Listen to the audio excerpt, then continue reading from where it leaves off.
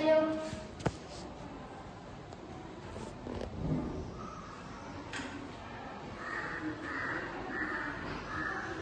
വളരെ ചെലവ് കുറഞ്ഞ രീതിയിൽ ചെറിയ അളവിൽ വൈദ്യുതി ഉണ്ടാക്കുന്ന രീതിയാണ് ഞങ്ങളിവിടെ കാണിച്ചിരിക്കുന്നത്.